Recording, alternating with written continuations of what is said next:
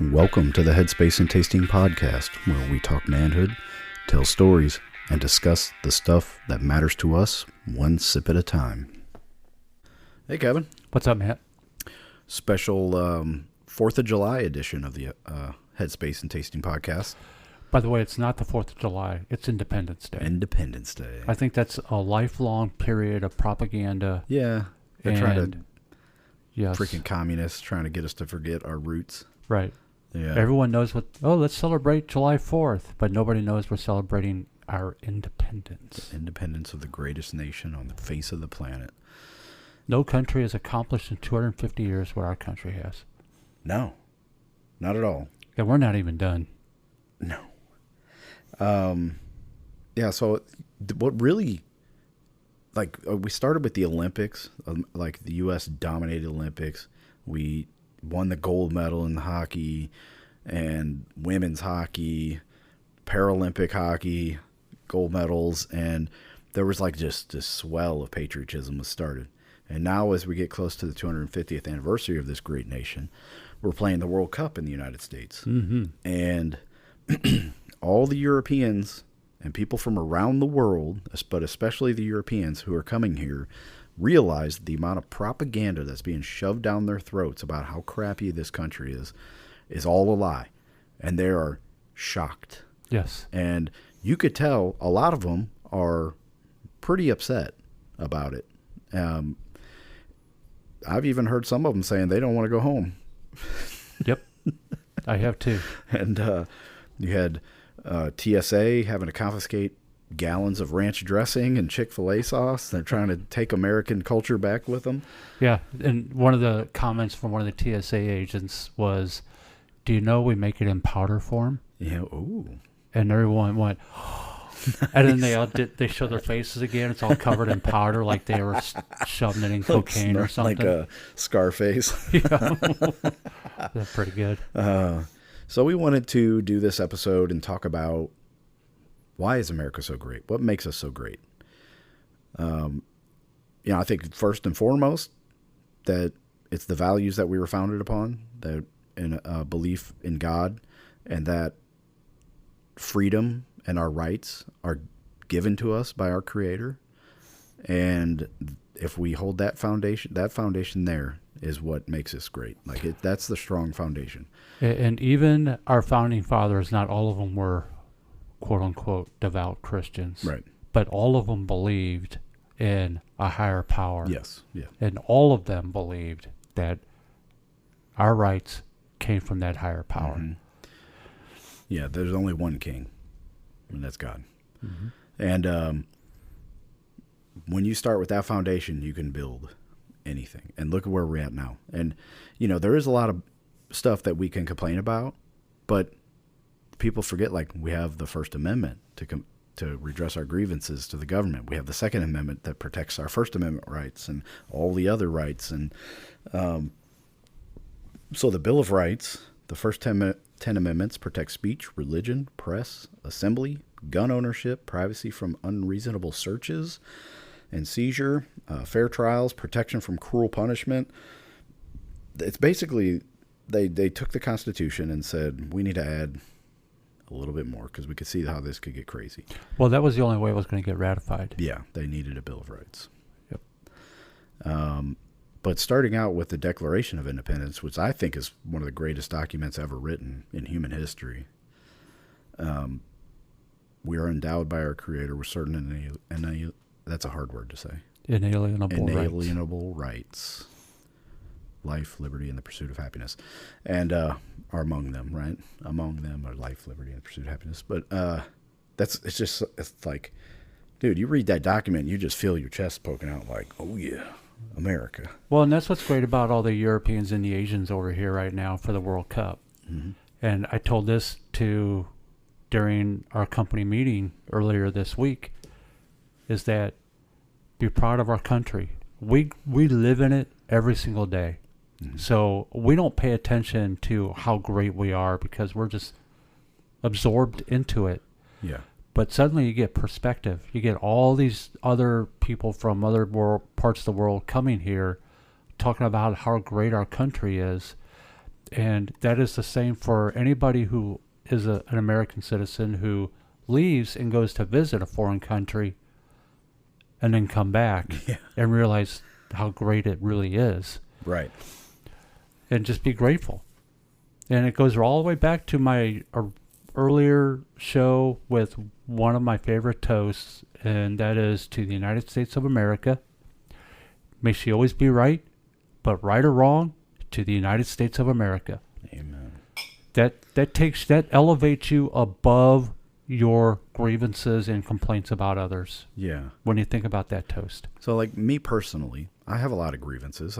There's a lot of things that I'm worried about, or I would that I disagree with that our government does, from the federal on down to the local, even the HOA, and but there's still no better place on earth to live. Like I can go down to the police station and file a complaint without getting thrown in a gulag. You know, it's great. And if I want to try to change some things, I can go talk to the city council or county council or get a petition, you know, mount a campaign to run against them, get people thrown out of office. It's awesome. There's nowhere else like it. How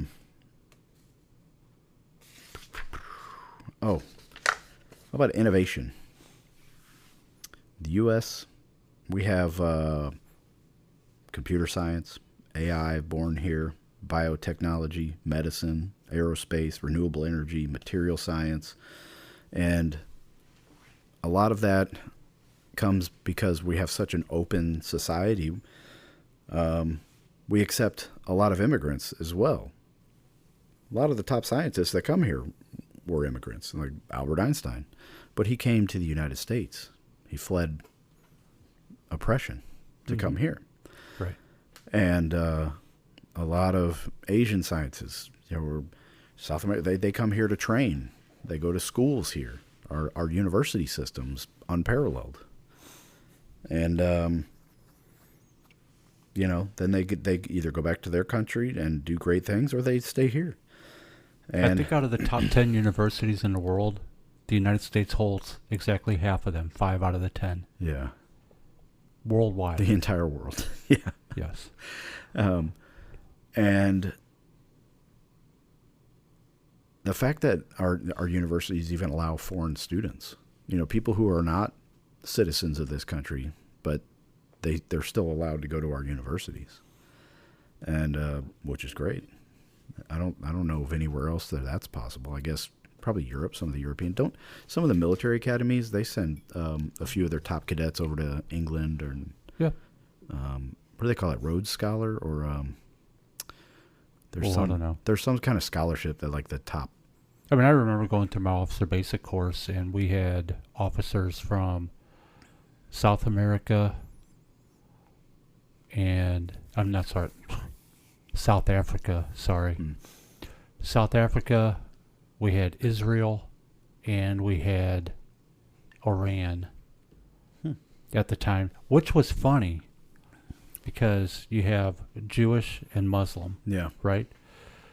Publicly, they stayed separate at the officer basic course that I was at. They sat in different parts of the room, all that good stuff. Privately, when it was off, we were off duty, and everybody would go out. They hung out together like everybody else. Why would they do that? Like, why would they pretend that they're enemies? Well, I think that's a picture of how worldwide, if the government wasn't involved, we as a people, it would be. We would just go, oh yeah, good to see you. Right. Like all the World Cup soccer fans are experiencing here, it doesn't matter the country they're from. They're all going, man, America's nice. Right. Everyone's nice, polite, nicest blah, blah, people blah. we've ever met. Right. Well, that's the same way. If we weren't so inflicted with government propaganda and how evil everybody is, I think it would be like that no matter where we went. For sure. And what was the 2 people that illegally hiked up to the top of the Empire State Building yesterday? Their banner. The power of love is more powerful than the love of power, or something. Okay. You didn't hear about that? No. Oh. I mean, I saw pictures, but I couldn't read the banner. It was The power of love is greater than the love of power. Oh, okay. That's what it was. And that, you know, Cool. to me, it was a true statement. Yeah. Very true. Would you consider that a peaceful protest? It was, and they got arrested and Yeah. charged. I think that I read that they were already out of jail today. Well, they probably are. Yeah. Well, good for them. It was pretty cool. I mean, dang, that takes some guts, climbing up that thing on top of the Empire State Building. I think it was a couple, too. I think it was either boyfriend, I did girlfriend, or see husband, something wife. The dude proposed to Something the like woman that. up there. Up there. Which, on I mean, top. heck, Yeah. why not? That's a good place to do it. Sure. Not going to beat that story. Technologies developed or significantly advanced in the U.S. The internet, GPS, the microprocessor, modern personal computers, commercial cloud computing. Well, yeah, the first computer, ENIAC. Remember ENIAC? No. Taught that in school. That's the first actual computer that was developed. That's about the size of Yeah. this room that we're in. But, you know, Huge. that's United States. There's a DoD project, right? Kicking it off. IBM, I think. Smartphones, CRISPR, mRNA vaccine development, which we all saw how that worked out. I'm still living. The reusable orbital rockets. That's another thing, our space program, man. Some of the world's most influential tech companies: Apple, Microsoft, NVIDIA, Alphabet, Amazon, SpaceX. Do you know what's amazing is we tend to be behind the curve when things start. For instance, in the space race. Oh yeah, but The then Soviet Union. we take it all the way to another Right. level. Like, Pow. like, oh, the Soviets are in space? Watch this. Right. It's like even with our nuclear and attack submarines, Yeah. everybody knows we have them. Nobody knows where they're at And they don't know the full capabilities of them. and how no one can detect them. No. And then I forget what year it was. It's within the last 5 years.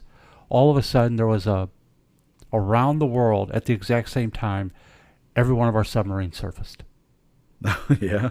And they popped up all over the place. Like a show of force. Yeah. It said, don't think that we don't know where you're at. Yeah. We're here. That happened with China recently. I Uh-huh. was just reading about that.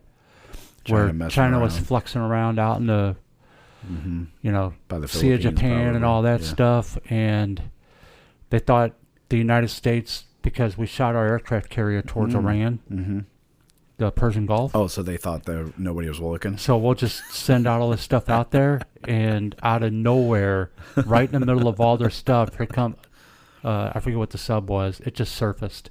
Yeah. And the Chinese called off all their stuff, and just, you could Yeah. track it on radar. Because I've watched it, and you just see all the ships just turn around. And then the ship goes back in the water. Oh, boy. Speaking of one of the greatest contributions to society that America has ever brought upon us, bourbon.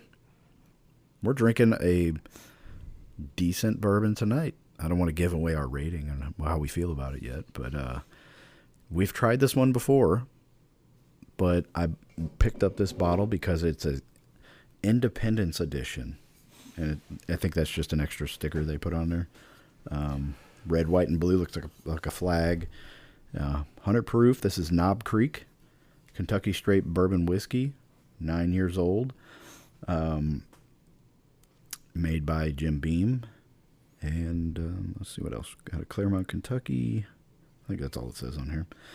It's got blue wax on the top. Normally it has black. Mm-hmm. But we noticed, so we tasted this one on episode 6. Right. And we were both sitting here trying it before we started the show, and we're like kind of confused. Like, I don't remember enjoying this one as much as I do now. Picking out different things. You looked back at your notes from before, and would you say you would put those same notes down today? My notes don't even match Yeah. from the first time. I would bet the same as for me if I could find my old notes. But I mean, there's a couple, the basics, but no, they're different. and there's nothing. It's the same mash bill. The same mash bill is 75% corn, 13% rye, and 12% barley. Like I said, it's 100 proof, aged 9 years. Color is the same. It's nothing different, but something, I guess, in all the bourbons we've tasted, the good, the bad, the ugly, our palates have, I guess, developed more, maybe. We're being more refined. Maybe. A couple fancy lads over here. But there is no wrong answer. Anybody who's out there tasting bourbon should know that no matter how you describe it, it is correct, because the taste is all about what you experience, not what I tell you to experience. You know, I noticed, like, when I was holding my glass and smelling, I was like, what is that smell? What is that? And I noticed that my hand was too close up to the top. I had just washed my hands with soap, and I was smelling some of the soap off my hand. So imagine if some people use lotion or whatever, and you could pick that up. So you got to be kind of careful about how you hold it, what angle you're smelling from, all this kind of weird stuff. It could, what you ate, if you just finished dinner or dessert or whatever, it's going to carry over. Sure. And so this is kind of a traditional bourbon, I would say, except it's 100 proof. I think most traditional bourbons come in around 90, but and aged 9 years. 9 years, yeah. It's not bottled in bond. No. Because that would be 100 proof. Mm-hmm. They just lowered it to the bonded level. Yeah. The color, I put a little bit into the caramel, amber caramel color. Yeah, I was up there around the honey area. On the nose, I got just classic cinnamon, vanilla, some oak. Yep. That's about what I got. Same. Taste, the oak came through again, but this time it was some hazelnut and pepper. And I couldn't figure out is it like black pepper or is it like a spicy pepper, like a jalapeno or something like that. Well, it's funny that you say that. The aroma was very mild, very subtle. Yeah. I mean, you really had to stick your nose in the glass to pull something out of there. But on the palate, as soon as I sipped it, I went, oh my gosh, jalapenos. It reminded me of the jalapeno wine that I had out of South Carolina. That was the initial impact on my tongue. Except not disgusting. A little bit of the sour mash. And a little bit. I'm a Humphrey Bogart fan. If anybody's ever watched Humphrey Bogart in any of his movies, when he takes a swig of something, he's got that mouth thing going. And this is a Humphrey Bogart bourbon right here. Knob Creek, 9 year. Yeah. For me, the finish, same. Pepper. It's a spicy finish. It lingers for quite a while, actually. It's not very thick. No. It doesn't really coat. It's just the heat lingers. Yeah, yeah. I stuck a dab of my finger and rubbed it on the back of my hand like we were talking. And when you smell it, it smells like fresh cut oak, like sawdust, like oak sawdust off the saw. It's very pleasant. I love that smell, like a wood shop smell. I think it's great. So for the star rating, what did you give it, Kevin? Oh, we're doing the stars right now? Yeah, why not? Yeah, look at that. I'm going to go 3 stars. This is kind of in my wheelhouse. I'm becoming more of a Jim Beam product fan as we go along. And so I'm giving this 4 stars. Cool. I mean, that's actually one of the things I failed to mention. I had it written down here. You can tell it resembles Jim Beam products. Yeah. Like if I had another Jim Beam product and I was doing a blind tasting, I would be able to tell that they're both Jim Beam. It's something about the heat and the oakiness together that every Jim Beam product's like a different level of heat, oak, char type of flavor. So this is a good one. This is one I would keep on my shelf regularly, probably. Sure. Right there next to like Buffalo Trace or something like that. Except it's 100 proof, which makes it even better. On a side note, speaking of bourbon, but it has nothing to do with bourbon, kinda. But we're in this crazy heat wave this week. Yeah. We're not setting any records in our heat. but today was the hottest day of the week. And it reminded me driving over here that, well, and throughout the day when I was working, it reminded me of us drinking the Booker's 2502. Oh, And we described how our eyelids were sweating. yeah. That's how I'm feeling today. Yeah, it was Just being outside in the heat, my eyelids are sweating. It was a little oppressive today. Yeah. Mm-hmm. In fact, I had to take somebody off for some care. But so drink water, folks, especially this weekend. If you're going to imbibe in some alcohol, mix some water in there too. Yep. Take turns. It's going to be hot. I think it's going to rain here in East Central Missouri and Sunday night, maybe. Yeah, I think we're going to be good through the Independence Day. Yeah. So That'd be cool if you're going out to watch fireworks and all that. How about Nobel Prizes? Ooh, I got that for number. For America.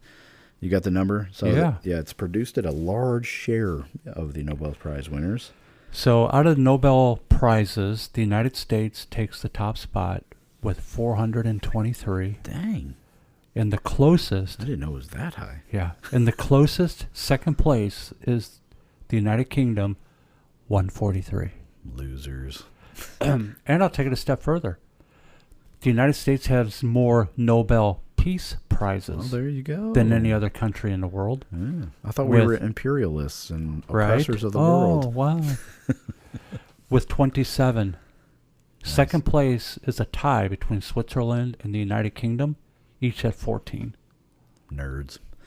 And you mentioned the Olympics earlier. I just want to Yeah. go back to the Olympics, the medals, Yeah. because I got those numbers as well. The United States, as far as Olympic medals, 3,105. The closest, Germany, with Okay. 1,100. Dang. Now, the Soviet Union, which went Well, defunct in yeah. 1991, Yeah. they had 1,200. Yeah. But then, And then gold medals, 1,229 gold medals, more than anybody else. that's great, man. That's great. Yeah. And we're such a horrible country. No, we're not. We are. Yeah. Well, every year we have the world champion in football, baseball, and basketball. It's No. about just taking pride. Yeah, man. Dude. Have your beliefs. Do you remember like this year for the Olympics, the hockey, they were playing Freebird, and the guys would get on camera and they were just like, I love this country. I'm so proud to represent and wear this uniform. And, like they were just gung ho for America. And it was great. It was like exactly what we needed, man. It was so cool. And now with the U.S. soccer team, they play, what's the John Denver song, Country Roads? Or what is it called?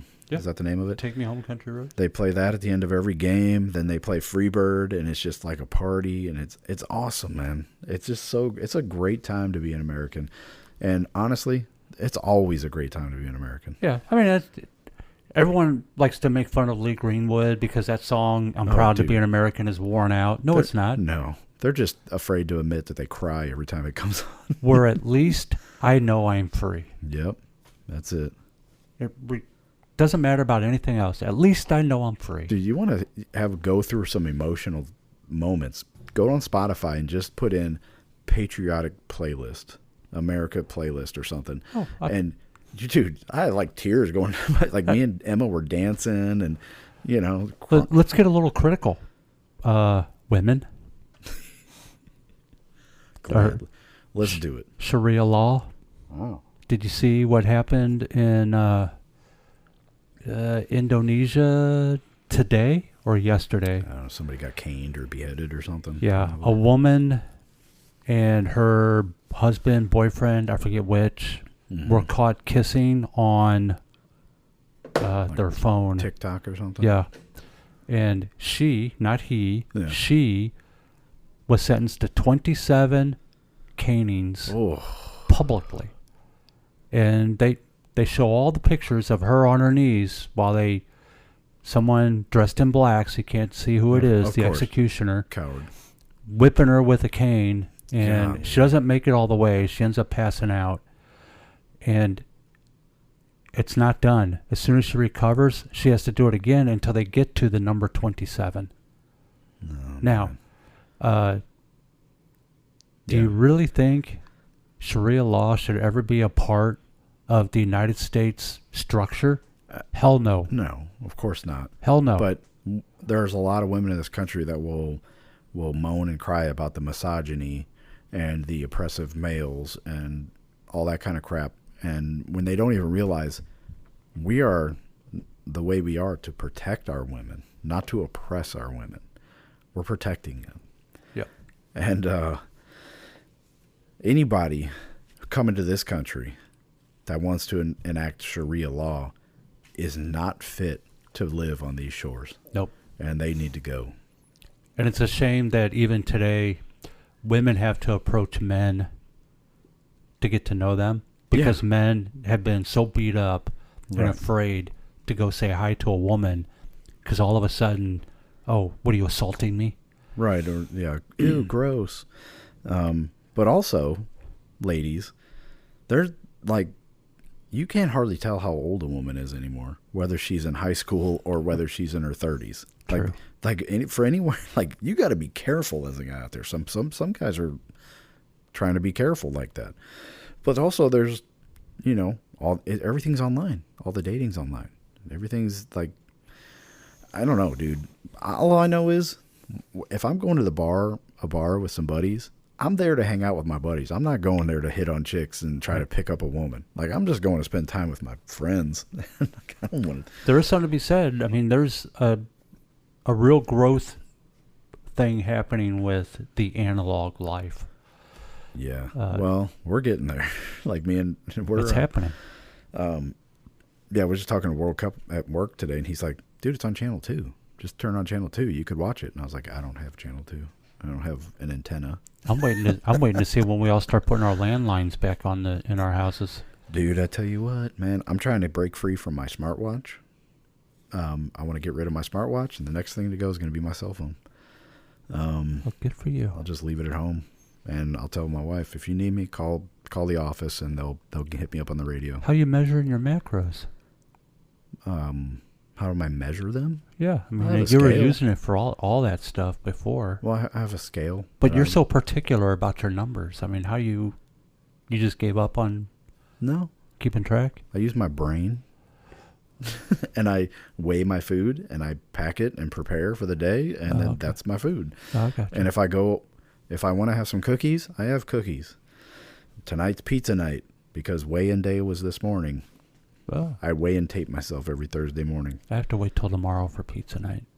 So that's another thing that I'm practicing is moderation. Like, don't be so hardcore about my stuff, I'm hardcore on it for a reason because I want to be healthy. Like, I have young children, and I want to be around for a while. But also, I want to enjoy some damn cookies that my wife bakes. I thought about that, about walking around and doing a survey. And my survey is, and this came from watching all the videos of the Europeans getting served meals here, barbecue and all the other stuff, and being amazed at the amount. The portion sizes. Yes. Yeah. So my survey question would be something along the lines of, would you be willing to go to a restaurant that served you less on portion size, but the price of the meal was also less? No.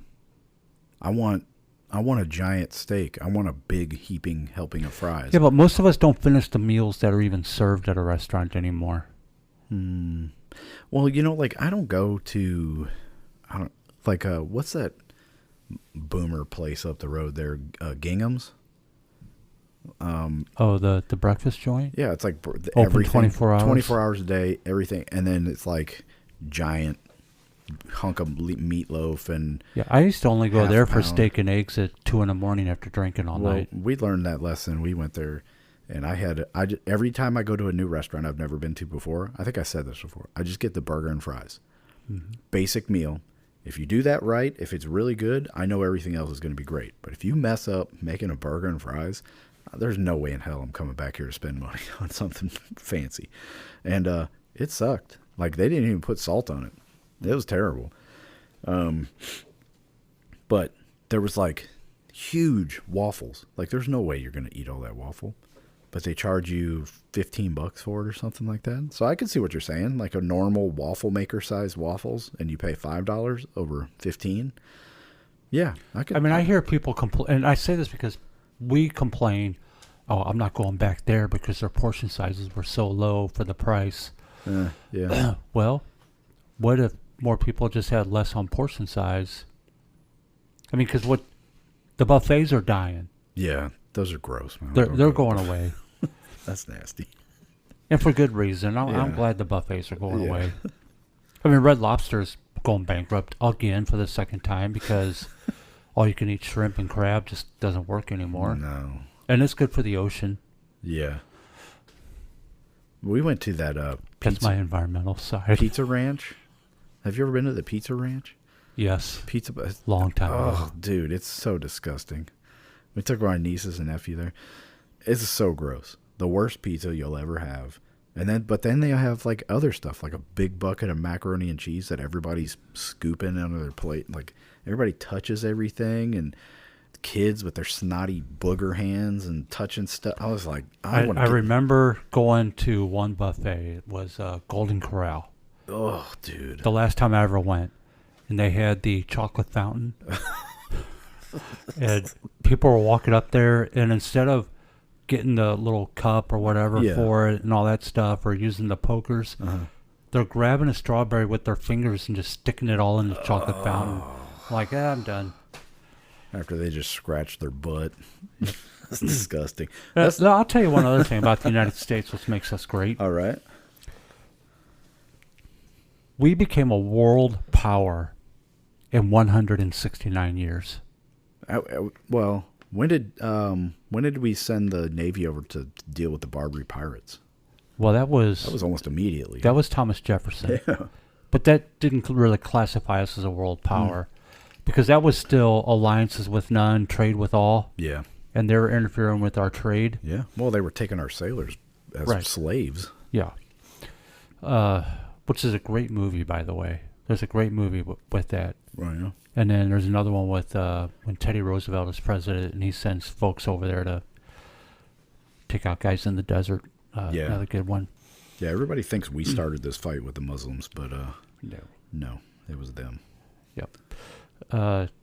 169 years is how long it took for us to become a world power. You know, it took Rome before they peaked. It took them 1,000 years. Right. Yeah. Genghis Khan was never a world power. No. He was a regional power. Yeah. And it all went away as soon as he died. Yeah. Yeah. 250 years, people, as a nation. Yeah. We've done more than any other country in the entire history of the world. And we've maintained it Yes. through multiple, like, all the change in powers of presidents, all the different parties, all the political infighting, all the racial strife, and all this stuff that people say is so bad about our country. Like, we're still the number one country. We're still the world superpower. And we still, regardless of who you vote for, how much you hate, whatever, we still have a peaceful transition of Yeah. power every 4 to 8 years. Yeah. Yeah, it's wild, man. That's unprecedented. There's nowhere else in the world No. that can say that. No. And then besides that, because, our military is the most powerful in the world. Mm-hmm. We're not the largest, but we're the most powerful. And no one will dispute that. No one does. No. China might, but they understand. They'll say it. They say, yeah, we're not as, they call us a paper tiger or something, but they know. And since Vietnam, going all the way back to 1970, so 56 years now, we've been a volunteer force. Yeah. No draft. I just saw today that the Navy beat their recruiting numbers already. Really? 7 months in, and they're 45,000 people. No draft. We're professional. We're still the best. Still Yeah. the most powerful. And you'll notice, like, when we actually go to war, which we rarely do, when we're at full-scale war, it's devastating to our enemies.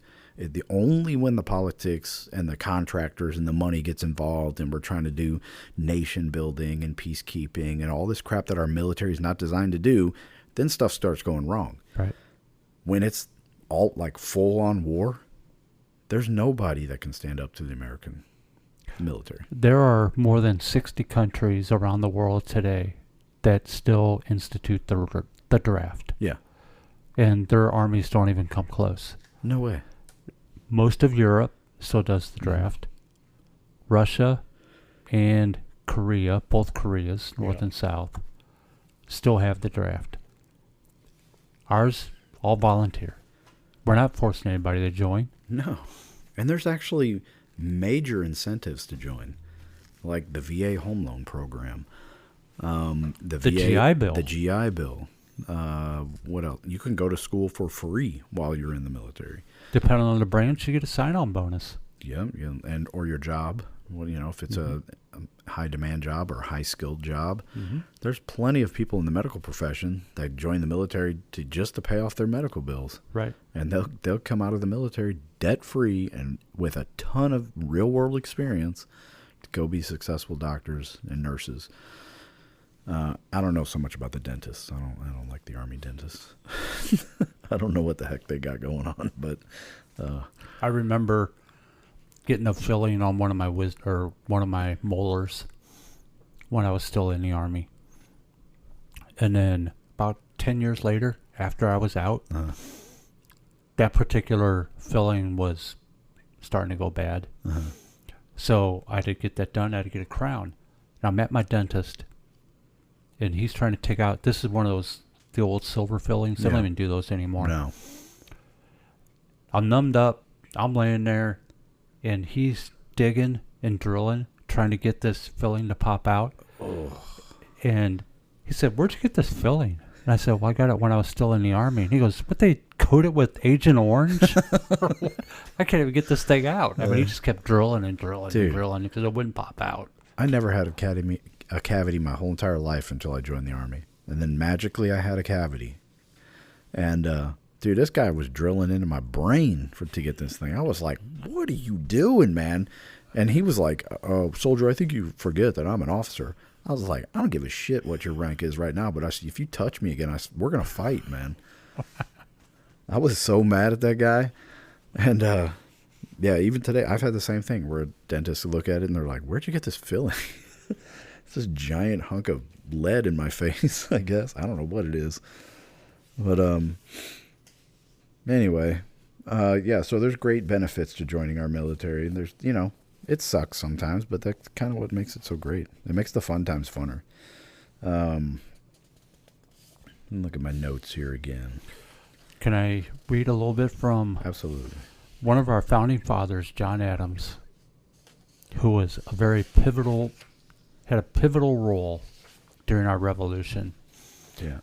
And he wrote this to his wife on July 3rd, and he was reflecting on what he had shared in Congress and with prophetic insight declaring the importance of that day.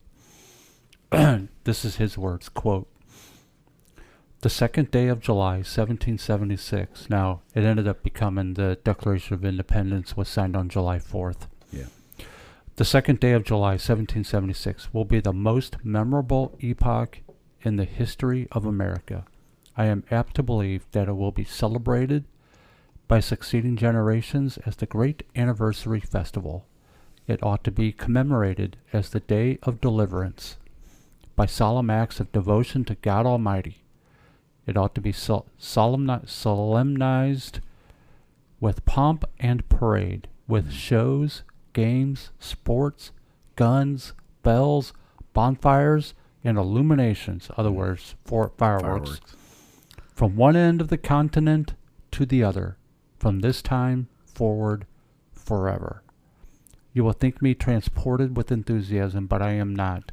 I am well aware of the toil and blood and treasure that it will cost to maintain this declaration and support and defend these states. Yet through all the gloom, I can see the rays of ravishing light and glory.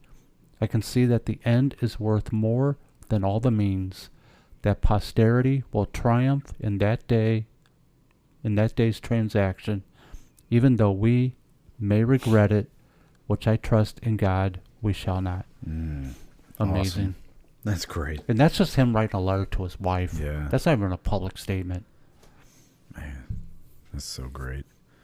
I mean, it gives you goosebumps. Yeah, it makes me want to go to a 4th of July parade. Honestly. Like, I want to go, like, just... I want to go buy fireworks, and they're expensive as hell. Not buying fireworks. I'm going to shoot my guns, maybe. Well, you'll go to jail for that. Yeah, of course. But you shoot fireworks, and, you know, you'll get the snitches. Snitches. Freaking HOA boomers. I saw one municipality was their cops are flying drones around to hunt down illegal fireworks shooter offers so they could track them down and arrest them, I guess.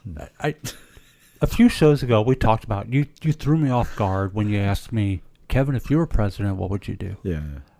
You caught me off guard. Yeah. However, right now, I realize what I want to do. Mission number one. Mm-hmm. I'm not going to pass any new laws. Mm-hmm. I'm not going to establish any new regulations. But I will spend 4 years as president doing everything I can to redact or get rid of as many laws and regulations as I can. Yeah. I would sign an executive order saying if Congress wants to pass one new law, you have to eliminate 4. Well, I can't do executive orders because if I did an executive order, it's automatically some weird judge is going to block everything. Yeah. And then I got to spend the next 6 months going up to the Supreme Court. I would just sit there and say, hey, Speaker of the House, if you're going to pass a law, you better have 4 that you're getting rid of on my desk as well. Otherwise, I'm not signing it. Yeah, I'm not signing. Period. Right. Yep. And that's it. I don't care if you're what your political party is. I mean, I wouldn't be a Republican or a Democrat. I'd be up there as a libertarian. And 4 related to the bill you just gave me. Yes. Not just 4 random No, not 4 ones. silly ones. Yeah. They need to be related. Yep. Yeah. I would do that for sure. Then I would get rid of the Patriot Act. That would be the first thing I would do. That would be the absolutely first thing I would do. I would lose every single part of that Patriot Act. Every single part of it. I would, well, I don't want to say too much on here. The other day, my son asked me, he's like, Dad, what do you think about all the flock cameras and stuff around here? And I was like, no comment. There was a good story today about the revolt across the United States against those cameras. Well, you know that the president and CEO of Flock called anybody. There's a website dflock.com, and it's a crowdsourced where you can map all the Flock cameras and where they are and how to avoid them and all that. He called that group, if you follow them, it's a terrorist organization. Of course. And why not? they're more close to Antifa than they are anything else. And well, sure. he's a freaking scumbag, man. What a filthy scumbag that guy is. But anyway. We're going to trade our security for our freedom. Yeah, we got to be. That's the thing about. Or trade our freedom for our security. Thomas Jefferson. This great nation is how. It's crazy how fragile it is. How it could just all go away. But it doesn't. Right. And there's that slow erosion, though, that people get complacent with. Like, oh, yeah, of course, I can't take my gun into this business because they say, yeah, it's the rules. And I can't shoot fireworks off it. That's the rules. It makes sense. And, like, no, it doesn't make sense. It does not make sense that you can't shoot fireworks off in the middle of Missouri. But there's no threat to wildfires. It's just because some freaking boomers are annoyed by it because they go to bed at 4:30 p.m. From what I could tell, most of the wildfires, unless they're arson, right, are caused by chains shooting sparks off of trailers. Trailers or trains. Trains start a lot of wildfires. But natural wildfires happen from lightning. Yeah. And that's just the nature. It happens. But yeah, there's a lot of arson out there too. That one in California was a mistrial. That dude has started the Malibu fires that burned down. Sure, why not?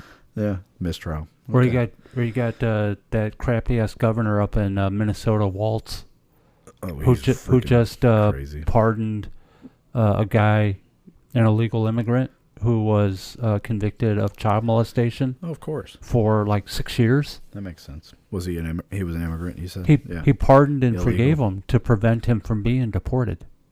Oh boy. Dude, listen to what's going on here.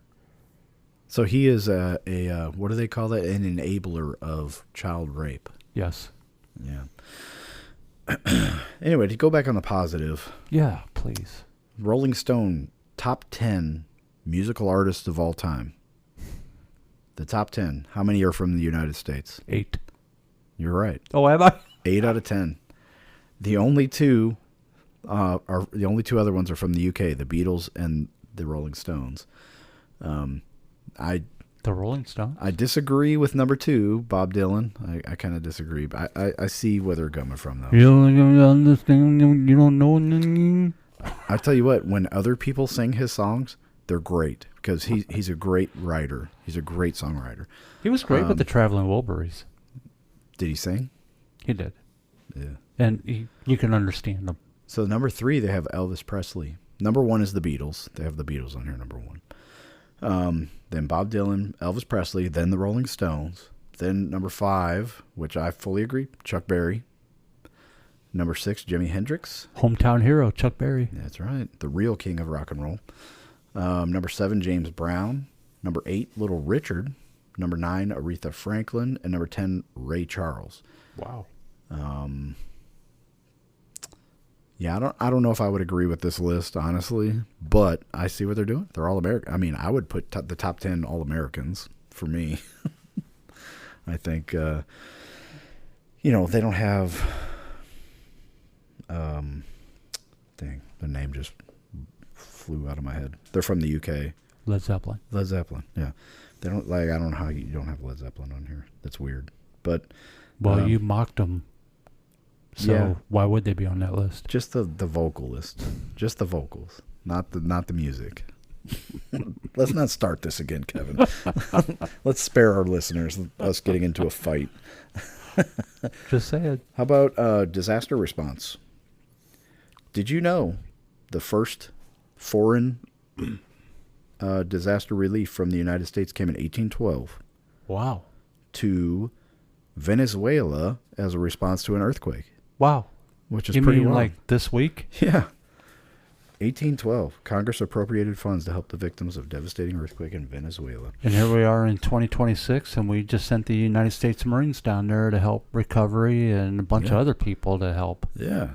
That's pretty wild. So there's no real records kept of it, but it's definitely over 150, probably between 170 and 190 different countries around the world that have been helped directly by the United States from disaster relief. How many countries do we support annually now? It's not as much as it was a couple years ago. But I mean, it was in the hundreds. Oh, yeah. Yeah, and that was mostly for diplomatic reasons. But in the 80s, you had Live Aid. Live Aid was like the most public. Wasn't it? I do remember. So Live Aid. I remember Farm Aid. Wasn't Farm... What was the one? Well, you had Farm Aid. That was Willie Nelson. Then you had... But that came after Live Aid. Yeah. When we were helping all the hunger in Africa. Ethiopian. And... I wonder how much money came from that. I do remember... I just thought about this. And I completely forgot about it. But one of the things... Besides the big concert and all that, raising the money, there was a move to have coast to coast from one end of the country to the other. Everyone was supposed to stand and create one giant human chain and hold hands. Hands Across America. That's where that came from, right? Yeah. Yeah. And I remember specifically standing out here right at the exit ramp in O'Fallon, Missouri, and Highway 70. Standing there and holding hands. The whole family was out there, and the line just went forever. Wow. And we were part of Hands Across America. Huh. Yeah, I don't remember that. I was still riding my big wheel, probably. Yeah, there's a lot of people don't remember the things that we all did to try to make a difference. I do remember Hands Across America. Well, I remember it from the Army because that's how we would clean a range. They call it Hands Across America, and then we'd get a double arm interval and clean up brass and trash. Or if you're out on an airfield, it was a FOD walk, foreign objects and debris. Oh, okay. We had to do that every day on airfields. Oh. We used to do it if some idiot dropped his pistol in the grass or his nods, his night vision goggles. But you know, there's not a whole lot anymore of group effort. No, people are too cynical now, man. Making Like a we can't difference. trust anything. Like look at that fire concert in California where they raised like $1 billion and then only a couple 100,000 actually went to fire victims. The rest went to pay all the artists and the venues and the producers and all that stuff. Like it was just a money grab, man. It was freaking disgusting. So nobody trusts anything. Look at USAID. Right. People thought it was such a great thing, but I knew I would tell people like, this is a CIA operation. They're not helping anybody. They're just doing this to get influence in that country. And then, come to find out, and actually, I was right. But you know what? Like that kind of stuff happens. It's governments.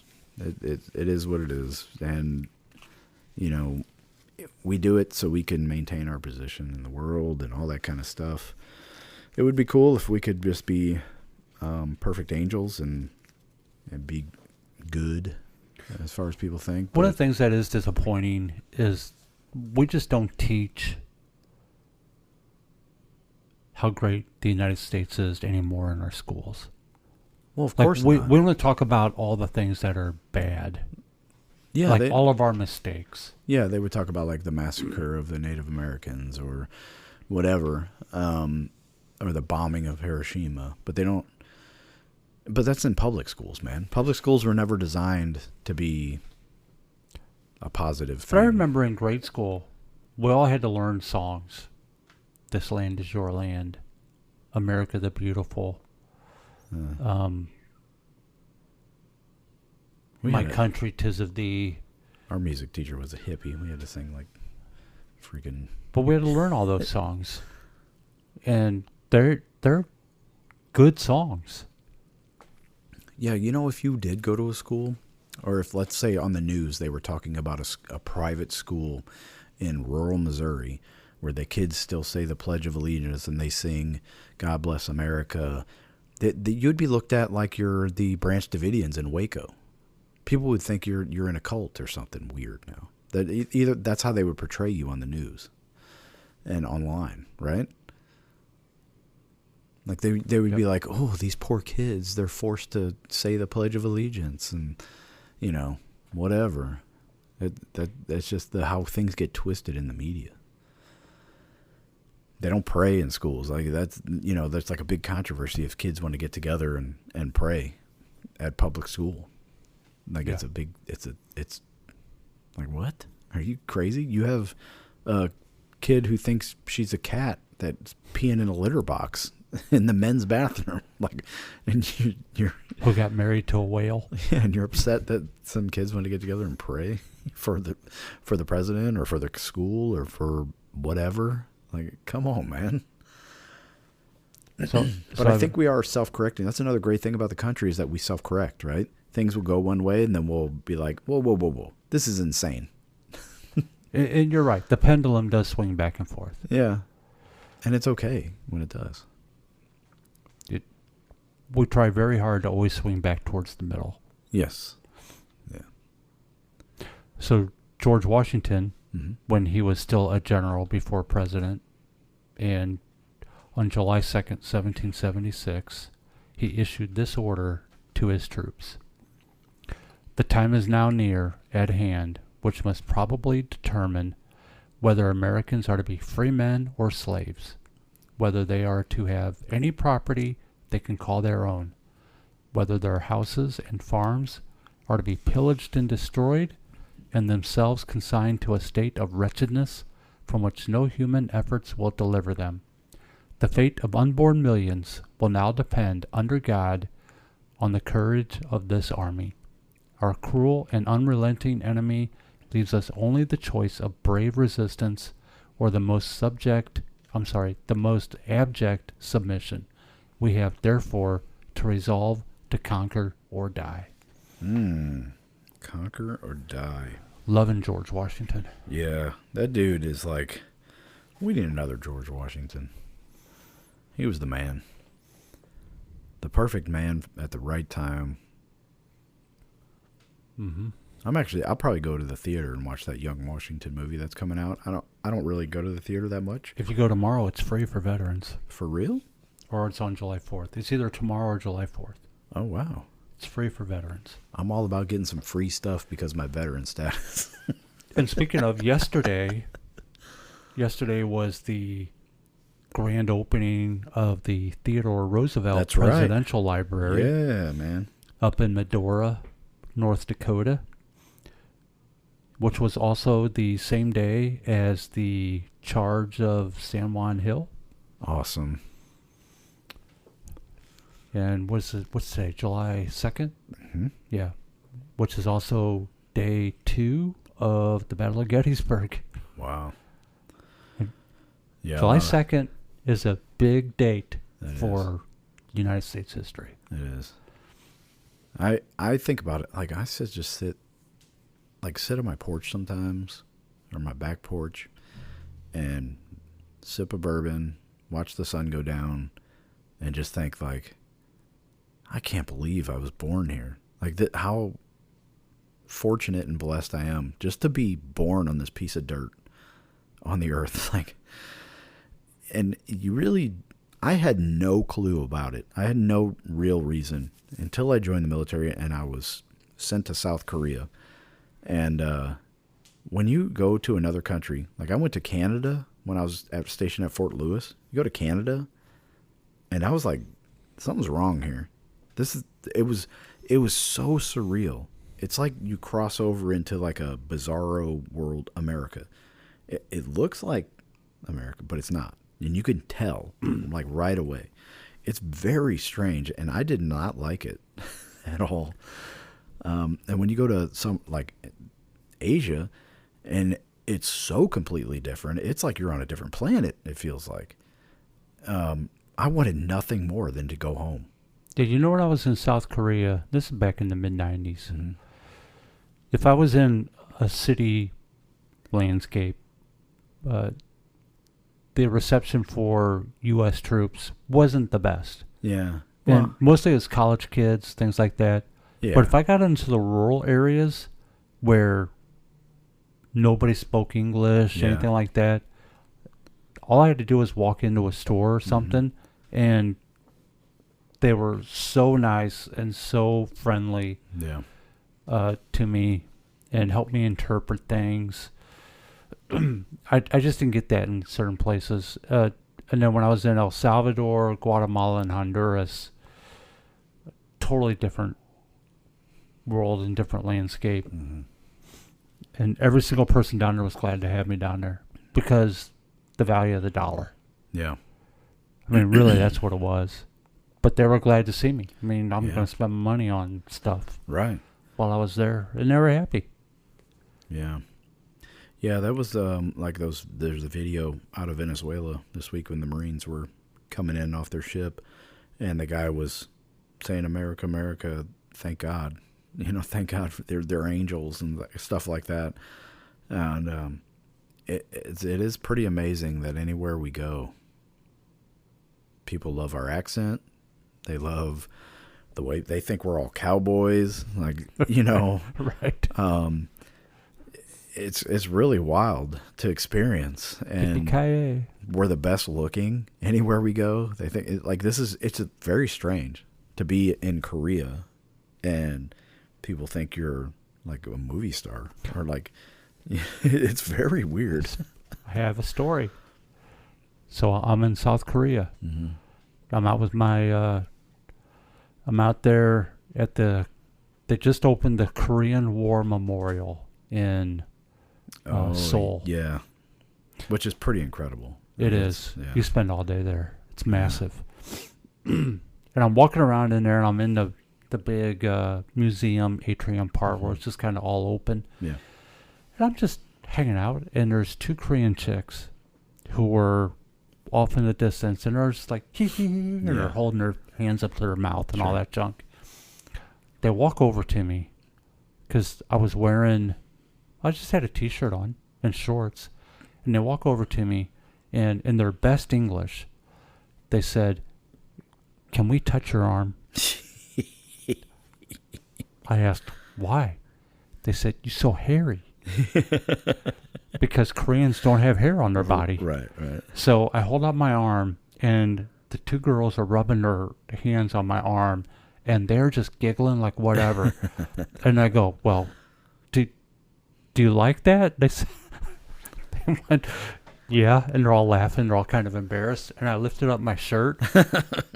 They saw my hairy chest, and they're rubbing my hairy chest, and they're just giggling like crazy. Man. And then they walked away. Yeah. Have a good day.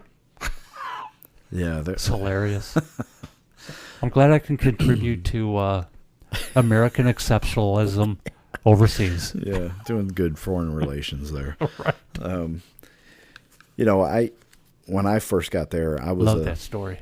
I was given a room with a Korean soldier, the Katusas, Korean augmentees to the United States Army. Mm-hmm. Dude, I was super pissed off that I got orders to go to Korea because I had plans. I loved the unit I was in Fort Lewis.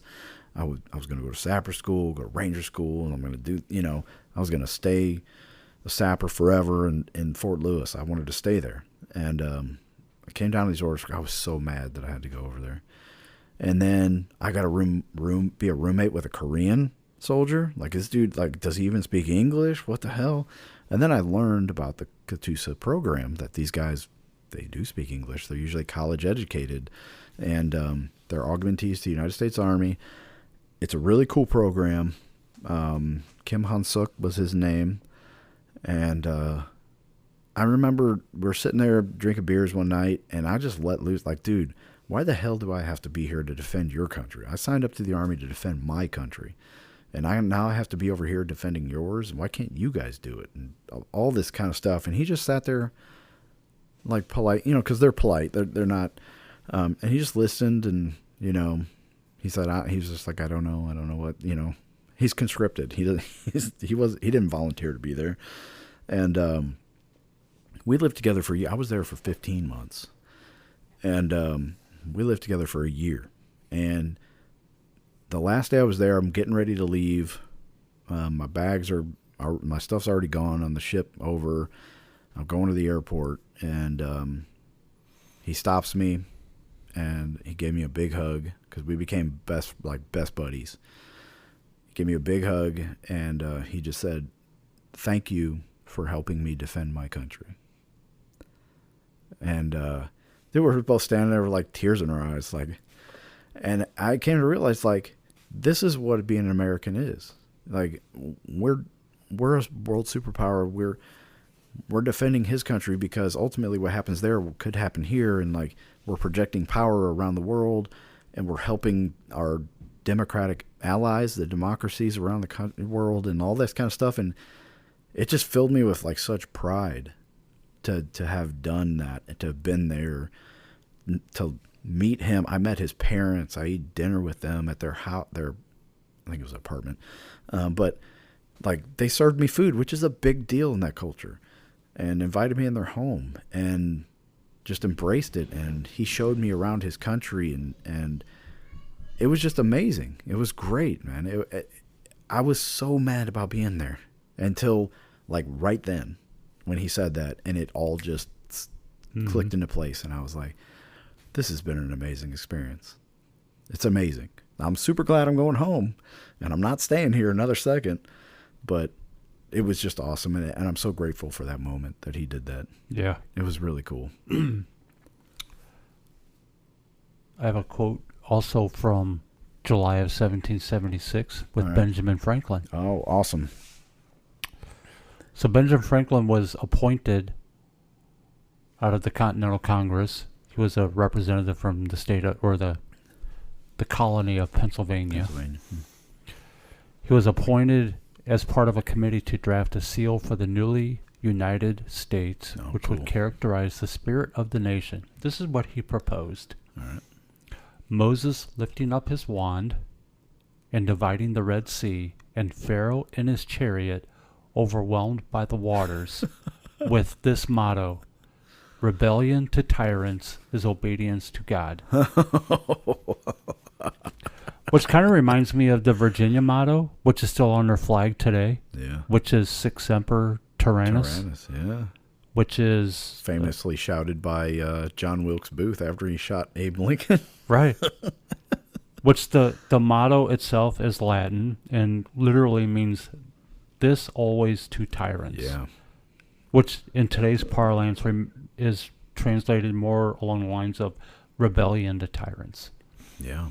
And the Virginia flag's pretty cool because it's got a picture of Lady Liberty standing on top of tyranny, Yeah. and the crown stepped onto the side, Right. and with her spear pointed down onto the body of tyranny. Yeah. I love it. And I think Virginia has forgotten what their own Dude, even history is. South Carolina used to have the gorget, which was a piece that was worn to protect the neck for soldiers. But in there, it was written Liberty. And now they changed that to be, it looks like a crescent moon over a palm tree, which is very South Carolina thing to do. But they used to be Liberty, like it was a big thing, man, down there. But And they then just you have, I think it was moved away from it. Columbus, Ohio. I think it's Columbus. Their city hall decided to fly the Somali flag. Yeah, yeah. Really, people? The capital of Ohio. Yeah, to recognize the independence of Somaliland from whatever. Let Somaliland recognize their own independence. Yeah, how about go over there and shoot some fireworks off? Go celebrate. You should be sticking the Betsy Ross flag up there, celebrating our own. Yep. And I pulled out my flag that I'm going to put up tomorrow morning. The old join or die flag. Yeah, which is also a Ben Franklin That's right. And design. I can't wait for my neighbors to come ask me about it. Why I'm flying a militia flag or whatever, which I used to get down in even South Carolina. I used to fly the Gadsden flags, and people are like, "What are you in a militia or something?" Like, Oh, I still fly that one. you know, I'm like, "No, let me give you an education about this flag and tell you what I'm all about." Mm-hmm. So, Love my country. I do. I love it. I even love the Americans that I don't agree with. Sure. You know, like, cool, That's what man. makes us great. Yeah, you have the right to do that. You have the right to be crazy, kooky, whatever I disagree with, and we'll have a debate about it. And There's no reason to get violent over it. no, And we're leaning that way. yeah, it's We don't weird, need man. to. Everybody just needs to take a step back. It's like people's online personalities are coming out in the public, like, you know, because if you look online, people argue, they say the most heinous and like terrible things. And now they're kind of taking it out in the public, thinking you're not going to get punched in the face for saying stuff like that to me. It's happening more, though. Oh, yeah. More people are actually standing up and responding to Yeah, those things that for way. sure. Yeah. Which, you know, immediate consequences to your crappy behavior is a good thing. But when it becomes a tit for tat situation, you know, the old eye for an eye leaves everybody blind, you know, it's not good, man. I think conscription is the answer, dude. If every American male was forced to serve in the military, it would really give him good appreciation for. I don't know. I think it would, dude. I would. You know, but you would have like whole units full of like the E4 mafia type guys, which I don't think would be a bad thing. I was going to do a quote from Thomas Jefferson for 1776 and our independence, Yeah. but he actually wrote the Declaration of Independence. He so wrote it. I'm not going to throw anything out. No, that would be a good thing. Everybody go read the Declaration of Independence. I think it's one of the greatest documents ever written in human history, besides the Bible. I don't know what could be third. I don't know. The Mayflower Compact. Maybe Magna Carta. No, No, that's British. I know, but it started what was the original? Oh, you got to go all the way back to Babylon. Yeah, what was that one? I can't remember It was a Hammurabi's Code or Yes. something like that. yes. Yeah. There you go. Good memory. Thank you. Yeah. I wish I knew how to do math as well as I could retain. But the Bible was So- older than that. That's right. Yeah. 10 Commandments. Yeah, it's unfortunate that the Ten Commandments requires 2 million laws to interpret the Ten Commandments. It's so crazy, man. Lawyers. Lawyers got in there. That's what did it. Wasn't John Adams wasn't Adams a lawyer? Yeah. He actually defended the British in the Boston Massacre. Yeah. Successfully. And won. Yeah. Yes. Successfully defended him. Mm-hmm. He's the first lawyer. Well, Thomas Jefferson was a lawyer. Really? Yeah. He went around and did his stuff as a lawyer. He did a little bit of everything. I like Thomas Jefferson, despite the fact that he was a lawyer. Well, I'll tell you what, I've met some. Other than when he was facing the British, he ran away. Did he? He abdicated his positions there as chief of Virginia for a bit. Oh, I didn't know that. Yeah.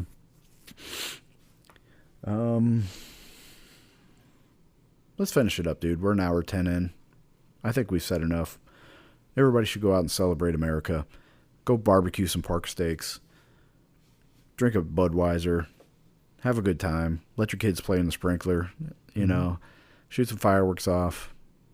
Exactly. And just be free. God bless America. God bless America. Bye-bye. Peace out.